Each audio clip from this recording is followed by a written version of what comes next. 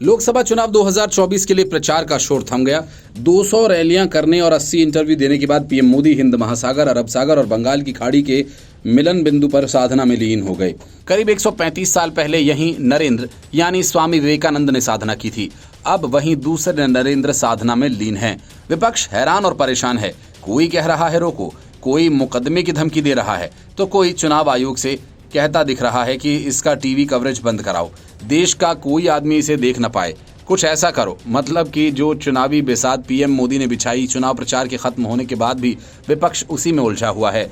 पिछले कुछ महीनों में विभिन्न सियासी दलों ने जनता को अपने पक्ष में मतदान के लिए प्रेरित करने की खातिर तमाम तरह के नारे गढ़े, लेकिन चुनावी नारों के इस शोर में इस बार बीजेपी की अब की बार 400 पार का नारा सबसे ज्यादा चर्चा में रहा।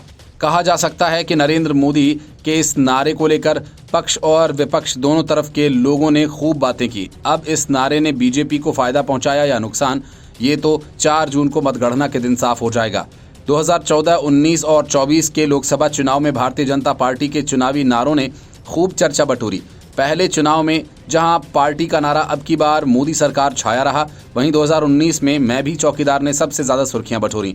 इस बार भी मैं हूं मोदी का परिवार अब की बार 400 पार लोगों की जुबान पर छाया रहा। इसके अलावा मोदी की गारंटी को भी लोगों ने खूब पसंद किया। हालांकि इन सभी नारों पर अब की बार 400 पार भारी पड़ गया, क्योंकि विपक्ष ने भी इस नारे पर बीजेपी को घेरने की कोशिश की। विपक्ष ने इस नारे की आड़ में बीजेपी पर आरक्षण खत्म करने, संविधान बदलने के लिए 400 पार का नारा देने का आरोप लगाया।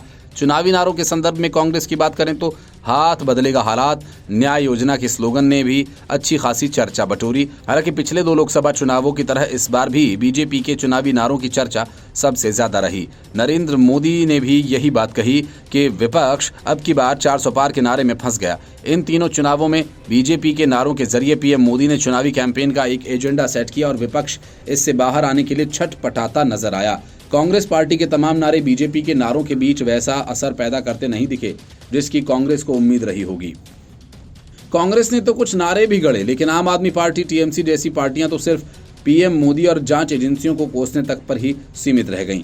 कांग्रेस और आम आदमी पार्टी दोनों बार बार यही कह रहे हैं कि पंजाब में तो बीजेपी है ही नहीं, लेकिन पंजाब में चुनाव प्रचार के दौरान दोनों ही पार्टियां सिर्फ और सिर्फ मोदी का नाम की माला जपती नजर आए। Bureau report, news of India.